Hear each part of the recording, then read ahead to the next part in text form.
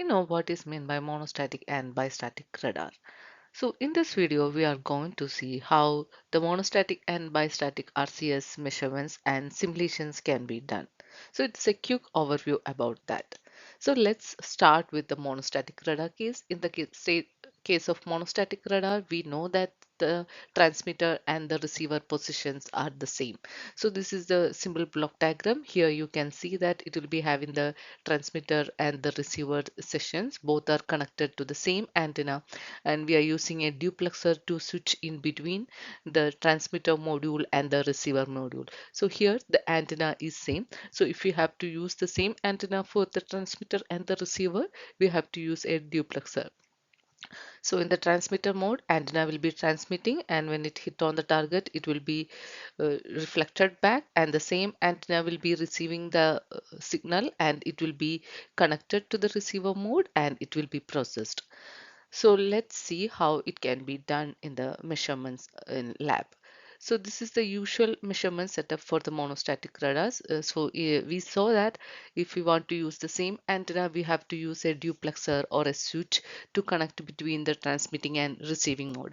As in our labs, as it is very complex to design these type of switches, we will be usually using different antennas as the transmitter and the receiver. So this is a general setup, and here you can see that the transmitting and receiver antenna will be connected to the vector network analyzer, and the target will be placed at a certain distance from the transmitting and the receiving antennas, and both these antennas will be movable along the arc in these directions.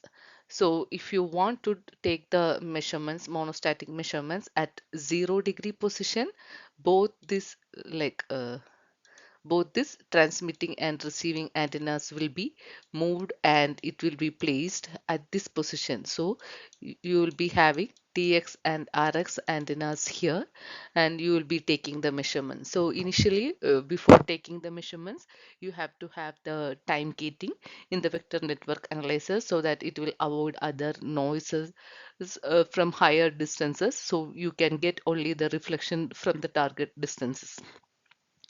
So you will be moving the TX and RX at the same position and taking the measurements. So if you want to take the monostatic RCS at minus 30 degree, so this is the minus direction, this is the plus direction. So you will be moving both the TX and RX to the minus 30 degree direction. So both the TX and RX will be placed at the same direction, and you will be taking the measurements.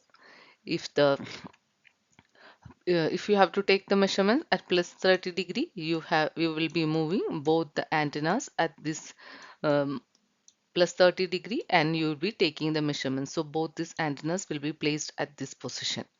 So this is how the monostatic RCS measurements are taken. So in case of monostatic RCS measurements, you have to be careful that you have to place both the transmitting and receiving antennas at the same position. And this is one of the measurement setup at DOE QSAT.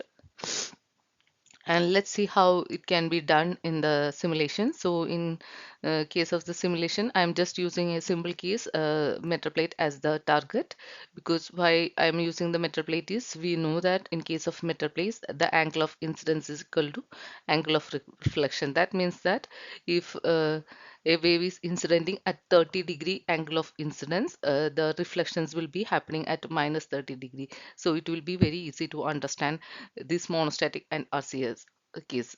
So that's why I'm using a metal plate as the example. So this is the CST setup, and here let's see how we can do that. Here you can see that angles theta and phi. Theta represents these horizontal axis. So if you change the variables here, you are changing the value on this horizontal angle, and phi represent this angle, that is meant by elevation angle. So if you change the phi, you are changing the position of the transmitting antennas along the phi direction. So here this phi direction, and this is the theta direction. So you can change the angle of incidence using the theta and phi, and alpha is the rotation angle. That means you can change the position of the electric field polarization using this alpha. So let's have a quick overview regarding that. So in CST, I have taken the radar applications, and as I am going for the monostatic RCS, click that, and I'm going for the small object and the time domain, and I'm going to take the frequency from 5 to 6 gigahertz.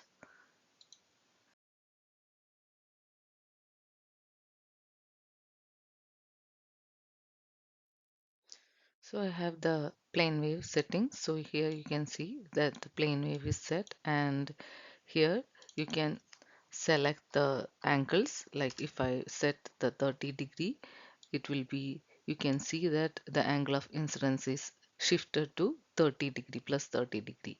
So along the horizontal axis, so you can change this, and here you can see the orientation of the electric field, and alpha represents the orientation. If you put different things like 45-degree, you can see that how this is shifting. So these are the settings for the plane wave excitation. In field monitors, you can select the far field RCS, and as you have to select broadband, if you want to plot the monostatic RCS around the frequencies, you can select the transient broadband. So the frequency that I set, that is from 5 to 6 gigahertz, will be split into 21 samples, and these result will be uh, simulated. So I'm going to click OK. So that field monitor is getting created. So this is the simulated far field RCS. Here you can see that RCS, and this is the step size for these angles. So if I click one, you will be getting some smooth transmission of this RCS. So here you can see that my theta and phi are 0, 0. So the reflected power is also along the 0, 0 degrees. So here, if you want to see which frequency it is generated, you can check it here. And if you want to see the RCS for different frequency, you can set it here. So you can see the values here, and if you want to see that in 1D plot, you can go to Cartesian and you can see. So here you can see it is showing from 0 to 180-degree. If you want to see from minus 180 to 180, you can select these and it will be showing a symmetrical plot. Here you can see that when we are incidenting the wave at 0, 0, you can see that the reflection is also happening at 0, 0. This peak is from the behind, because we are uh, setting the boundary condition as the open. Here you can see that these are the boundary conditions. So uh, all the simulations will be happening, so you can see the reflection from the back of the position also. That is why you are seeing that the peak on the bottom also. Here you can see that in 3D you can see that. So here you can see that from the back reflections, but you have to consider only this one, that is our front reflection, because our both our TX and RX are placed at this position, because you can see theta and phi are 0, 0. So if you want to uh, plot the RCS versus frequency, you can go here and you can check for the far field result, and here you can see monostatic RCS, and you can click on all settings. So you can select the browse result, as you have this result far field broadband and PW. So you can select that frequency, and if you change this to 1D Cartesian, this will be enabled. And here as you are going to plot for the monostatic RCS, this is the receiver position that you are setting. Here you can set theta and phi. That means that whatever theta and phi you are using here will be used here. So TX position RX positions both are having the same value. So you will be plotting the monostatic RCS versus frequency. Then here you can see that you have selected RCS. Then click OK. If you evaluate,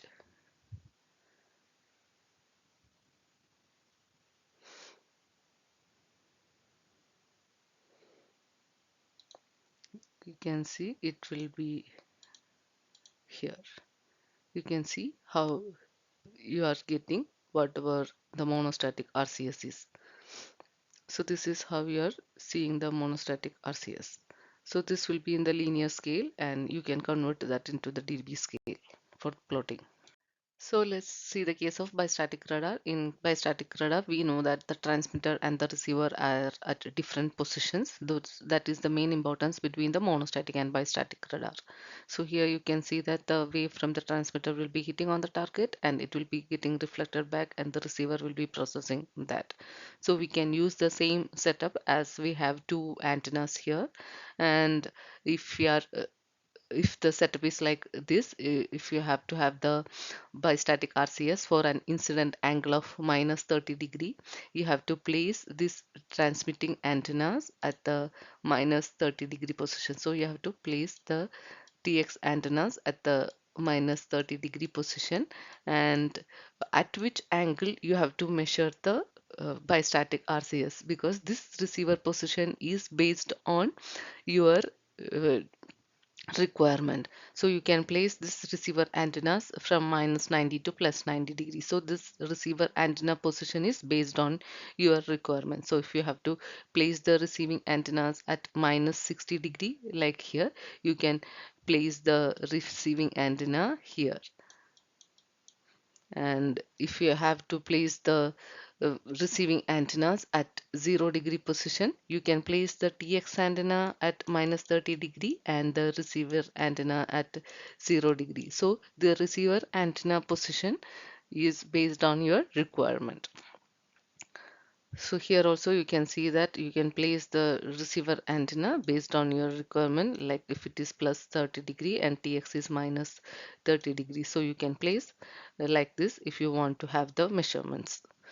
So this receiver position, that is the receiver antenna position in measurement, is based on your requirement. So this will hold for the simulation also.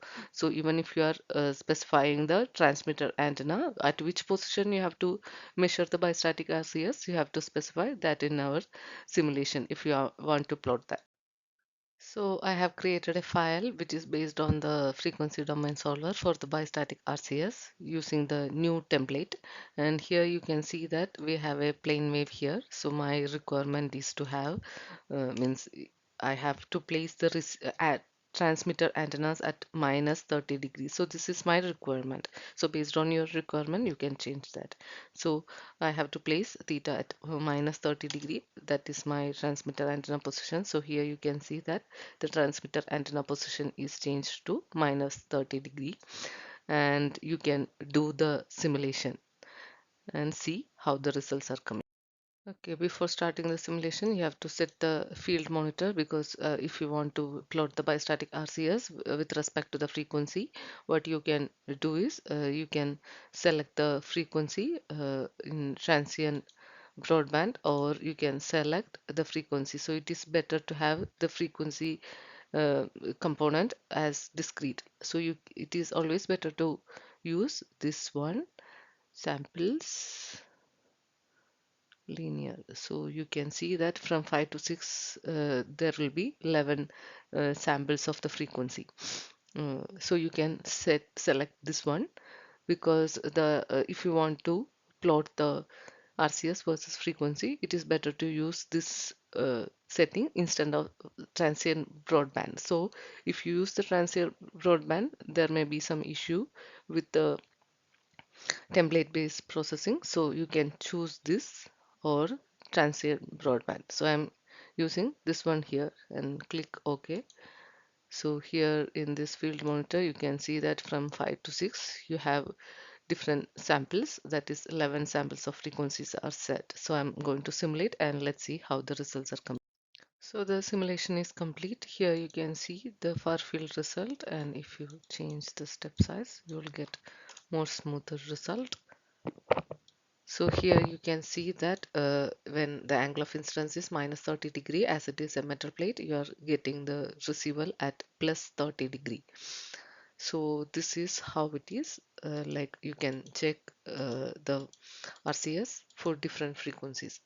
So if you go to the 1D result, you can see that if you select 5 0 cut, you can see that at 30 degree you are getting the maximum peak.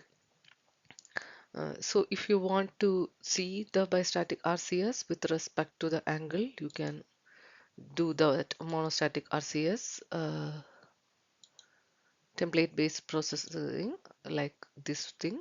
You can use the same, and what you have to do is you have to select which theta angle you have to see the bistatic RCS. If I want to see the receiver position as 30 degree and 0 degree, I can use this one. So now this is the transmitter position, this is the receiver position.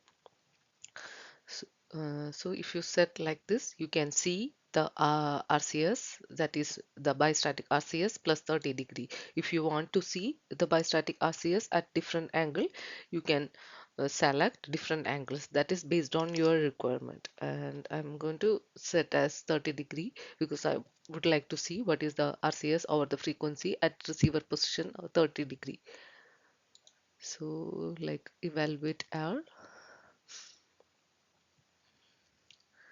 So in 1D result, you can see the table which is showing at theta 30 50 for an incident angle of minus 30 degree 50.